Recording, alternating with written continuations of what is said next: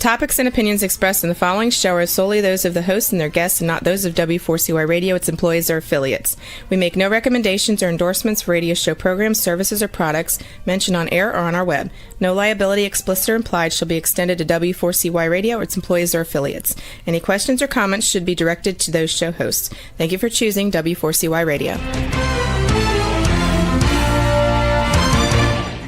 You're listening to the ASQ podcast for a transformational approach to life and leadership, blending soul wisdom with modern insight to create outer impact.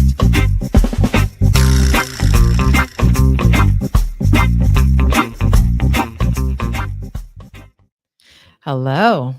Welcome back. How back. are you? Yes, welcome everybody to the ASQ podcast. Super excited. Yeah, I am super excited. We are today. serious. I said this last time, but we are really on a roll now. Oh yeah, we're getting used to this now. We're in a groove. We're in a groove. We're in a groove. That's it. All right. Before we get started, actually, I want to just bring up to the audience attention that we are having a cohort coming up here on the 29th of October. Our guiding cohort. Our guiding cohort. Yes, and our cohort is going to be focusing on some major competencies that we need to understand, how our mind operates and how we could focus on our mind. So if you want to learn more about that, please visit asqempowermentservices.com. asqempowerment.com. Oh, asqempowerment.com to learn more about the cohort. Yes. So now let's get to business. You're not going to want to miss it, actually. You don't want to miss it. You don't want to miss it. We're doing this cohort, this guiding cohort, for a very reasonable price and a limited number of people. So just keep that in mind. Check us out, and we'll talk about it more later. All right. So our guest today. Yeah, I'm excited about this guest, actually. Our guest today I get to work with her. Jessica Bright. Yes. Let me do my little intro. I love this. I have my little cheat sheet. All right. Jessica Bright is a proud Florida native and dedicated community advocate who has called the Treasure Coast her home since 2017. Her journey from account management to behavioral health and nonprofit leadership reflects her deep passion for helping others and others heal and thrive. She has served women in recovery, supported individuals overcoming substance use, and championed trauma-informed care across diverse communities. Today, Jessica leads as the executive director of the Inner Truth Project, a nonprofit supporting survivors of sexual abuse on the Treasure Coast. When she's not empowering others, Jessica enjoys life as a proud mom, loving partner, and devoted cat mom to Olive. I love that. All right. So without any further ado, we would like to welcome Jessica Bright, Executive Director of the Inner Truth Project, to our show. ITP. Yay. Yeah. Hi, Jessica. Hi, Jesse and Omar. How are you? Good. I'm laughing because that last line. Devoted cat mom? Devoted cat mom. Yes. Although I was just sitting with my cat this morning while I was drinking my coffee. And it's like my hour. That's my hour. It sets the tone. Hence and she was just like, cat mom. Yeah. And I was like, I just couldn't imagine my life without her. She knows my deepest, darkest secrets. Oh wow. Go Olive. What a good cat. So awesome. So Jessica, we want to start by getting to know you, right? Well, I know you, Jessica knows you, but we want the audience to get to know you about the importance of personal growth, overcoming challenges, and all that, and the role that played in your life to be the leader, the mom, the partner mom that you are today. Could you take us to that journey of yourself, your personal development, to help you arrive at all those different dimensions, right? Because it's not just an executive director of ITP. You are a full-time mom, part of the PTA, part of other boards. You do all these different things. But let's start with the personal development journey and the personal fulfillment journey. Tell us about that. Yes. So first of all, let's go back to 1984. I was born. And actually, I was born of the first of 6 children. Just going to a personal level, I'm going to take you on my life journey in a very short time that we have here. And I think that it's potentially why I learned at some point to just capitalize on my experiences, Mhm. and they then just that leadership light just shone through, or is shining through. Mhm. So I was born 6 out of 6 children, the oldest. From a very young age, my parents, they divorced, and so it was kind of like being the oldest and the girl of the house. It was just like, I don't know, it just in someone had to take the reins, right? Mm. And nobody told me, like, all right, Jessica, you're in charge of making sure everyone does their chores and, going to school and all these things. But it was just like, I just, for some reason, was put on that path to feeling like okay, let's go. Let's do Yeah. it, right? And, moving forward in life, I remember like the first, club that I ever became a part of was called the 4-H club.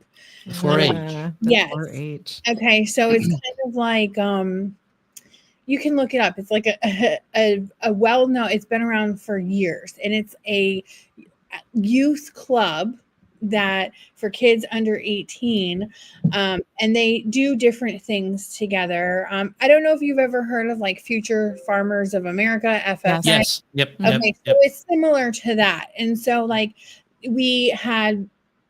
my dad had raised us around like farm animals and horses and all these things. Like we showed competitively. And when I became part of this group, over time, I ended up being like the president of the 4-H club, right? And I was so serious. Like I carried around my notebook, and I had like now what we would call an intake form on everybody. Yeah. Like I needed their demographics, who's your emergency contact. Like I was very literal, like, and took my job serious. And I was a 4-H club until I would turn 18. And once you turn 18, you kind of have to move on because you're now an adult. Yeah. And I really took that serious, and it was really cool because where I lived, the horse community was a small community. It costs, for one thing, it was very cost effective, and put a big, huge like dent in my dad's checkbook. Yeah. But like that's what we love to do. And I served the group. We build community. We were able to be a part of lives with animals so like all the stuff as a kid that I was going through, that was like my outlet, right? Yeah. And then moving on, and I'm proud. I'm a person in recovery. I actually just celebrated 8 years past All this right. August. And Congrats. yeah, thank you. But it was something that I was trying to do for the last 20 years. Right. And I would, get myself together and then go back to it, stray away, and then come back and stray away. And it was this past time that, I decided to like get clean and be serious about my recovery. My circumstances were different. And that's where I found my people, instead of me trying to lead, I let people lead me. And that was a big pivotal turning point in my life because I always wanted to be right. I always wanted to, be first. And this was something that I didn't have the answers to, and this was like way before Google, and now definitely Chat GPT. And, I had to like rely on other people, or like be vulnerable enough for other people who had been through certain experiences in life to share their strength and their hope with me to help guide me through. Yeah. Because if I didn't, like, that is where I, looking back now, see that I was continuing to fail in my recovery journey. So like what you're saying is that you were instead of taking all these things on your own, You Right. began to rely on other people. Well, I think more so you had an awareness that you needed to let go and allow other people to come into your life to give you guidance Yeah. and to give you support and to give you Exactly. direction. Because Right. that takes a level of awareness, because all this time you're you've taken leadership roles on early in your life, and you were kind of like the go-getter, and I'm the initiative taker. Mhm. I got my intake forms, all that good stuff. But now you're at a point where this is my life. And if I don't give up some of this to other people and allow people into my world, this is going to be my life. I don't know what's going to happen to me. Is Yeah. that kind of Right. right? Yeah. And Omar and I talk about this, on a work level, just about the whole power and control, and Mhm. and I think that's what really, when it came back to, is, there were a lot of things early on as a child, or, in my early experiences, that I didn't know what was going to happen, or, there was a lot of fear-based, Yeah. thinking, or, just by different situations. But like these certain things, when I took initiative, I knew what, well, I didn't know the exact outcome, but I knew where Mhm. I was going, right? Yeah. And I knew this was something that I can handle and I can lead and I can go to. So when I got to recovery, and went to treatment, I remember that we sat in our first group, and the therapist, was there, and we separated. Like, there was one group went to another room, and then I was in a different group with another set of people with the therapist. And there was some noise out in the hallway, and I got up to shut the door, and she said to me, she goes, "Why did you do that?" And I was like, "Well, because there was noise and it was distracting people." And she's like, "Well, how do you know?" And I'm like, "Well, I'm Huh. just shutting the door." Yeah. And she was like, "Who told you to do that?" And I was like, "Me." And she was like, "You're not in charge all the time." Like, it was like a learning moment and awareness Right. to me that, like, sometimes I just got to stay in my own lane. Mm. Yeah. That's interesting, because a lot of people would be like, excuse me, or F off, or whatever. I want to say Me, that. I said it all in my I was going to say the Jessica I know would have said all those things. So, I but said I'm it just all saying, in my head. In your but head. also it's to have that awareness to say, okay, I need to mind my own business or stay in my own Yeah. lane. So, Yeah. so let me ask you this, right? How does that translate? Because again, number one is the resilience to overcome obstacles. Mhm. Number two, the awareness of Mhm. understanding I gotta stay in my lane sometimes.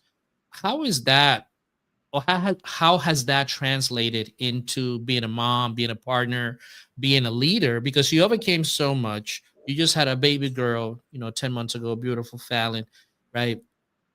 How is that translated into the way that you conduct your life and the way you lead your life in all those different aspects? Well, I'm dealing right now with my daughter who's 7. She's in the stage right now of, I guess my parents would have called it talking back Mm. or arguing, but I also see, like, we live in a different, like, let's just be real, like, we live in a different time, so I feel like she's expressing her strengths. I just hope That's that, a great way to put it. yeah, or she's really passionate. Uh-huh. She's a live wire, and I see myself in her so much. And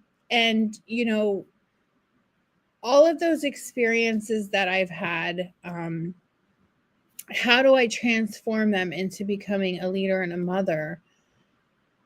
Sometimes it's giving myself grace, right? And I think as moms, as parents, let's just say as parents, because, like, I, my dad raised me. He was amazing. He did the best that he could with what he knew how. And Mhm. he's my hero. And so as parents, I think sometimes we're supposed to have all the answers, but it's also like letting that human side of you, your kids see the human side of you, or the people that you're working with see the human side of you, or your neighbors or your friends, because like how else could like people meet you where you're at, if that makes sense. I know like there's been times where in leadership, in my professional development, I have a mentor that I'm working on with right now, with the whole imposter syndrome, right?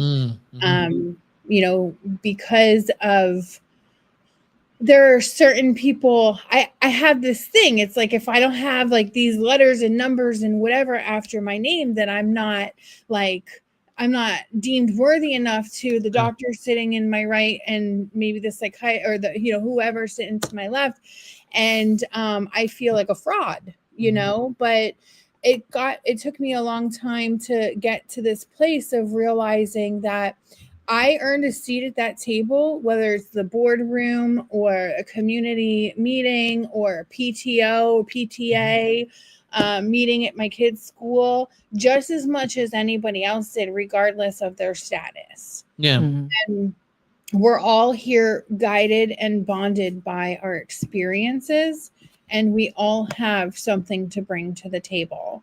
And we also can learn from each other too. Yeah. I love that. No, it's very cool that you mentioned that, right? Question, but that's where the universe guided me. No. That's actually perfect. that's perfect, because what you're describing is really all your life experiences, right? They matter. They matter a lot more than these technical ideas, right? Because they or just as equal as a terminal ideas. So before we conclude this particular segment, what is the one lesson, right, from other people? I know you mentioned your dad. From people like your dad or Mindy or someone that mentors you, what is the one lesson about being authentic? Because you mentioned that idea of imposter syndrome. What is one lesson that you've learned about being authentic and being uniquely you in the throughout your journey? Well, I think I was born a people pleaser. And I mean, from the moment I came out, right?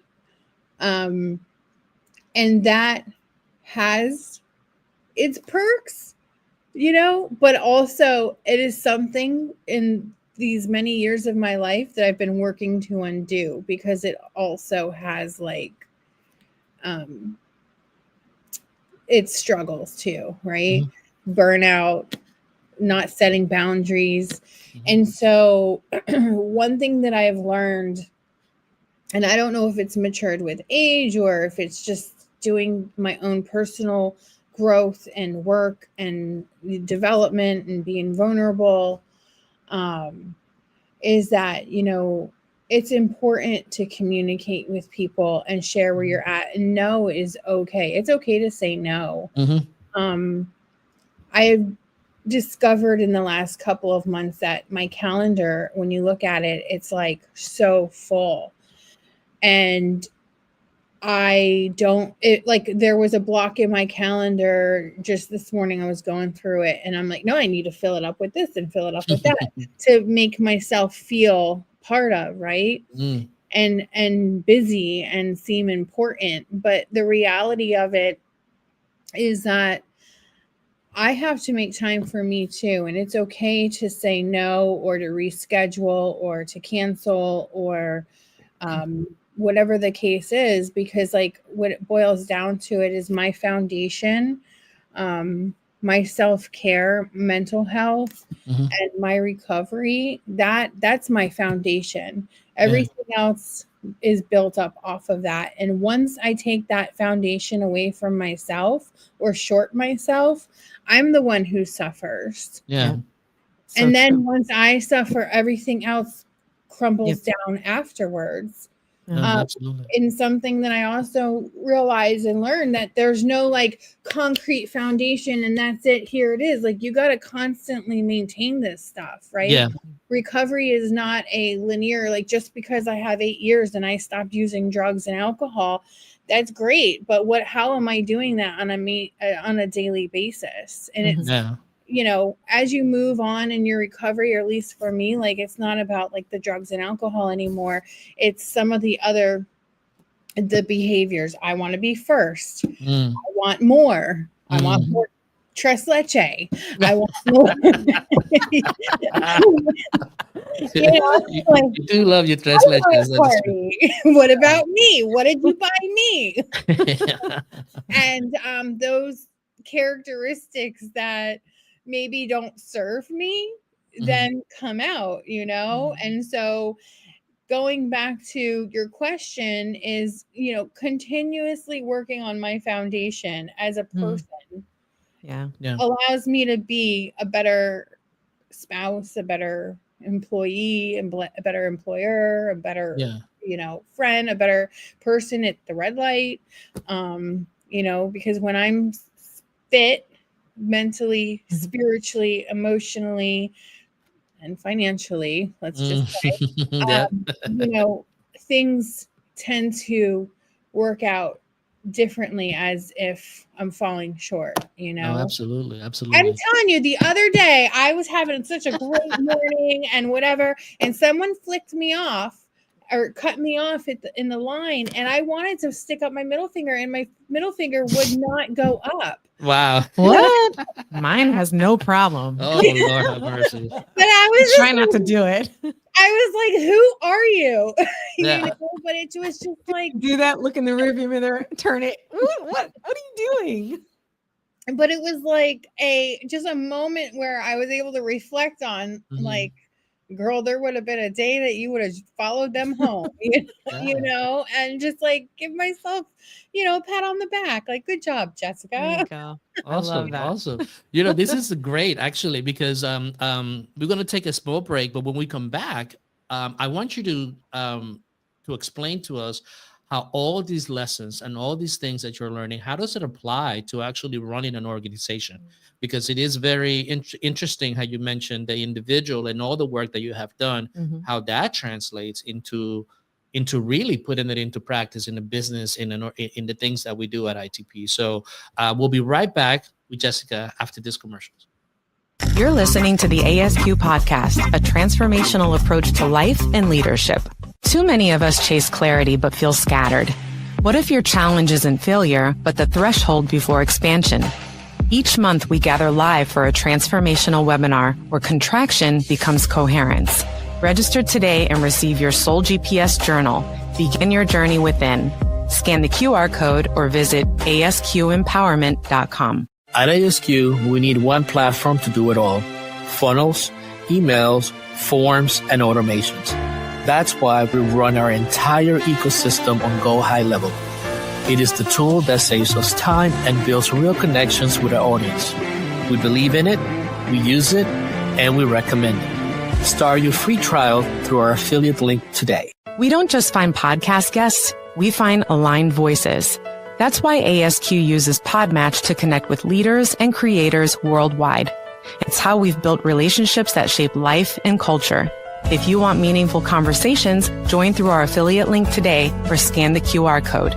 Find your match on Podmatch. Leaders are burning out. Teams are disengaged. Cultures are fragmenting. ASQ Empowerment transforms leadership and culture from the inside out. Our Coherence Quest bridges ancient wisdom with modern neuroscience, helping organizations align, adapt, and thrive.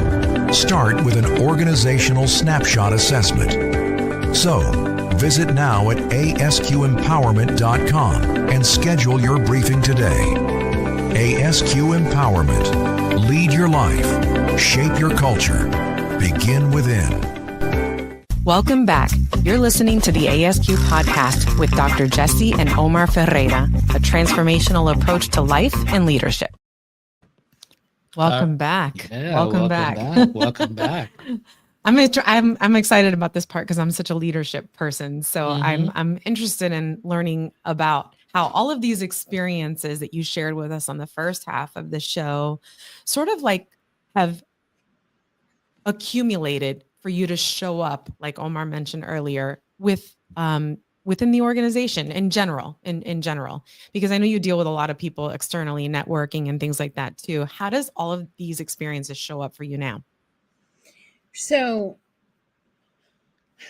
one thing I could tell you is, so I was hired on at this organization at the Inner Truth Project 7 years ago. And it was a very part-time, like grant position, grant funded position. And the point of this was to grow the teen and family program, right? So I essentially was outreach. I'd go out in the community, meet with other programs, tell them about us, and then help like put together some programming internally. So when the people came, they had something to do, right? And I don't know. I just, I at the time, the executive director, who our founder is, Mindy, it was her and I. We were very grassroots, very. There were times where we sat at the table, both working. There were phone calls. We didn't even have like a phone system. They were being like transferred to our cell phones. And, I would be like at Publix shopping and having to run out to my car to go do an intake, in private. And it was different here. I think what the turning point is that I had the opportunity to like build my own thing. Like there was no micromanaging. I mean, yes, we had like, we got to do this and we have to do that and meet here and there and whatever, and we'll talk about it. But I think working with her one-on-one, I remember like we sat on the couch during my interview and she was like, I don't know. I mean, this is what, I need, and I don't know what you're going to do. And here you go. And here's some places to go to. And I was like, okay. And so there was no onboarding, no policies, no, like, this is the job description. Like, it was just like, hi, okay, hi. All right. I'll see you on Monday. And we made it work. And I think a lot of it was she allowed me to discover myself, right, in that process. Which, this role it was like we had a baseline, but I was able to mold this role that I was in, right? And then furthermore, she allowed me to express my creativity, right? And which at the time I had never been in a position, never been at a job or in any type of position where it was like, here's your goal, here's how you're going to get there. And on Friday, if you have this, then you get this, right? And it was like, it was a very different, unique situation. This is my first nonprofit organization that I've ever worked with. I've been in sales. Sales was my thing prior to. I love seeing like, it's not only just like the end result, but I like seeing the process in between and how we're going to get there. I've learned in this role early on that I can be very strategic, and it helps me, I guess, kind of organize this chaos and thoughts up here in my head, right? To know like, okay, step 1, we're going to do this. Step 2, we're going to do this. Step 3, we're going to do this. And I think that's what was a little bit different between her and I, was because like, she was like, we're just going to do it. Yeah. How? I don't know, we'll figure it out. And we always did. But, and I think that's where I was able to have the opportunity to say, okay, this is how we're going to try it. And then we would together try it. Right. And then things would work, not work. We'd make notes, whatever. But the two of us worked really well together for 6 years, side by side. And in that time, I went from very part-time to outreach, to program director, running all programs. And then, I did direct services. I'm a certified peer recovery specialist. So when survivors of sexual abuse come into the center, I was able to work with them one-on-one, provide peer support, just sharing a little bit more about our group, supporting the parents, caregivers, anybody who came in through the center. I was like their first point of contact. We continued to grow and then, had gotten an opportunity to hire on more staff, and we're so grateful for all of them. So once we got up and running and we had other staff, I was like, okay, I've done the direct service part, I've done the outreach. Now we need money, right?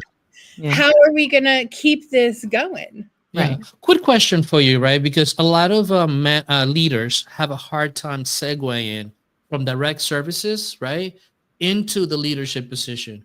What challenges did you face making that transition, and how do you overcome those challenges? And sometimes I still struggle with this, is ensuring that people are going to be taken care of, like the direct, the people that we're providing services to are going to be taken care of the exact way that I would take care of them, because I do see this time and time again, and not necessarily in our organization, but, when you think about a role in a nonprofit mental health organization, because that's what we are, you have staff who support, like case managers, therapists, things like that. And there's a lot of high turnover at times in these organizations.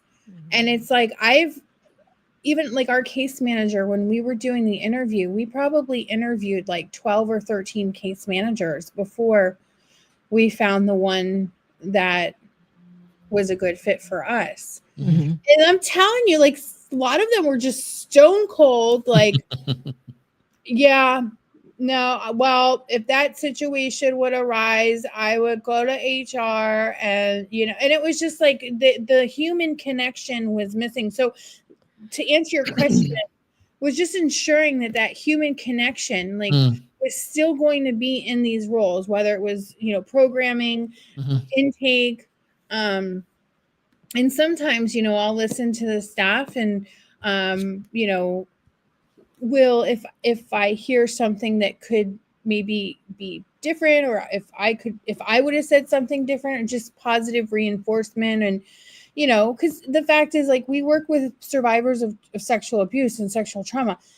This role, all these roles here in our organization, it's very easy to get burnt out, to get exhausted. Yeah. And a lot of us here that are working in the organization have our own trauma.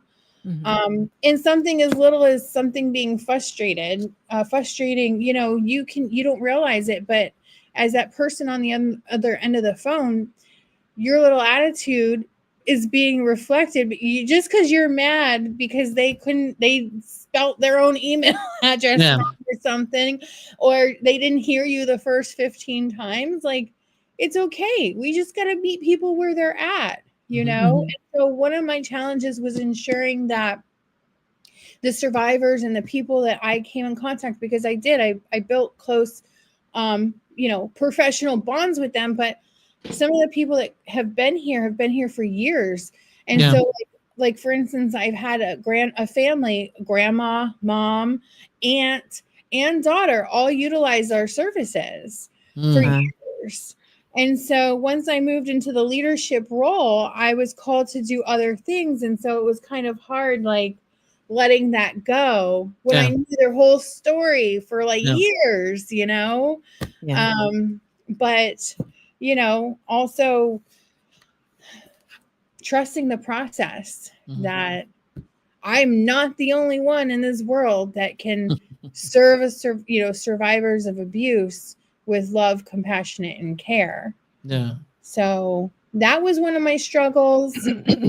Going back to what we talked about earlier, and that's where I have to check myself and stay in my own lane, Yeah. But as the executive director, ensuring that each and every person gets served here with dignity and respect and compassion. Yeah. It sounds like you've already said a lot of this, but if you can just touch on this for me, how does all of your personal development and the things that you've realized and have sort of capitalized on. You use the word capitalized, right? All of these levels of awareness, how does that translate into leadership? It sounds like, I mean, you've touched on it, but is there like a definitive, like, what I've learned is this, and this is how I put it out there in my organization as a leader? So, one thing that I've learned in my own, just my personal journey, is I've allowed people to empower me and to, I guess, test and go through the trials and tribulations, whether, they were like, they allowed me to go on my journey. Right. And so, like, I try to instill that too with leadership here, with the staff, or I have other, like, women that I'm mentoring out into the community. Like, I can't tell you what to do. I cannot rob you of your own process. Like, that's not fair. I can offer you some suggestions and solutions that maybe worked for me. But allowing everyone, just like the executive director before me, gave me that opportunity to mold my own journey here at the Inner Truth Project, and allowing individuals to do that too here. I mean, of course, we have to have, like, some guidelines here, but also, like, who am I to stunt anybody else's growth? And, like, to me, this organization is a springboard for people to come into their own, whether you're here for a couple years, or I might be here like centuries, I don't know, but however long it is, and it's like it's a continuing process of learning, year after year. Yeah. So as we begin to kind of like wind down and get to the end, I have two questions for you. So the first one is this, right? You worked in different settings, sales, other organizations. What can leaders do to create an environment, to create a culture in which people feel safe, in which people are able to be, their creativity is being able to be tapped into so that they could contribute to the greater whole? What is a leader to do to create those environments? The main thing I could say is be your real self. Don't try to be somebody that you're not, or that you want to be. Lead from where you're at. Something that I also can tell you as a leader is that we are all equal. There's been times where there's staff like, you're the executive director, you shouldn't be doing that, right? Yeah. And I'm like, listen, from Park Place to Park Bench to Park Place, here I am. I'm here to prove it. I am no better than you, okay? I love that. Yeah. I'm writing that down. Holy shit. That's awesome. At the end of the day, we're a unit. Right. So if I have to, phone's ringing, I go and pick up the call, like, and it goes back to, there's this term called go to the Gemba, right? There's a local strategic company, and they teach a lot of different classes and things like that. And one of the things is that he teaches in the class is, as a leader, it's important to go back to the source, go back to the wheel, right? And to know what's working, what's not working, what are they going through? Because one thing I've learned is when everything is grand and great and running smoothly in your organization, that's because your staff is doing it. Yep. When everything falls apart, that's your problem. And, I cannot be the Inner Truth Project. I am not the Inner Truth Project. This organization was built solely on by survivors for survivors, and we lead with that. And just continuing to remember that I'm just an equal. You know, the day the executive director, I remember she said to me, she was like, at one point, I'm done. I'm ready to close the doors. And I'm like, okay, so you could be done, but we're not. You know, like we still have people in our community that need us. Mm-hmm. And you can pass the torch, you know? And that was one of my took initiatives. I didn't know what I was doing, how I was going to do it, and how I was going to get there, but I knew that we needed to stay open. Yeah. And I'm so grateful that we are. Awesome. Yeah. So real quick, in a minute, tell us about the Inner Truth Project. What is the work that we do, the work that you do, and how do we connect with the Inner Truth Project? Yeah, so the Inner Truth Project, which you might have heard ITP somewhere in this. Yes. I love so that. We're a local nonprofit organization on the Treasure Coast here in Florida that works and supports survivors that have been through any type of sexual abuse. We have all different types of programs available for them. Individual therapy is primarily one of the sources that people seek after they've experienced sexual abuse. We also have groups, support groups, therapy groups for teens, equine therapy, yoga, trauma-informed art therapy. We do all different types of things. We also go out into the community, connect with other organizations, talk about some prevention, connect with parents who may need some support and caregivers after their child has experienced sexual abuse. We are open to ages 10 as well as up to adults. And then we have specific groups for men, women, teens, the LGBTQ plus community, as well as, you know, again, supporting foster parents, caregivers, things of that nature. So in a nutshell, that's what we do. We're a long-term like stepping stone for individuals. Mm-hmm. A lot of times people come to us maybe time after their abuse happened, but we also get people that have come to us in a crisis situation. But, you know, we're here for the long haul, and it's not necessarily to tell them what to do or how to do it. It's here's some support services and how can we help you build your journey forward. Awesome. Yeah. All right. And how would they connect with you guys if they wanted to learn more about you or just to connect with you? Absolutely. You could check us out directly on the web at innertruthproject.org. All the information is on our website. If you are into social media, you can go to Facebook/Inner Truth Project. We're also on, I almost said Instacart. Showing my age. We're on Instagram. Yeah, you can find us at Publix. No. Oh, goodness. We are on Instagram and other social media sources. But if you check us right out on our web, that'll show you that, you know, there's a link tree there. And you could just simply call at 772-200-4599 and send an email to info@innertruthproject.org. Awesome. Well, thank you, Jessica, so much for your time. Yeah, thank you for having me. Yeah, absolutely. For being a fun guest. Yeah. So and for sharing your vulnerabilities and just how you've developed over your short, brief time on this planet. Because you said you're old, but please, I'm not hearing that. Let me tell you about my hip. Oh, we have more time later. So, Jessica, again, thank you so much.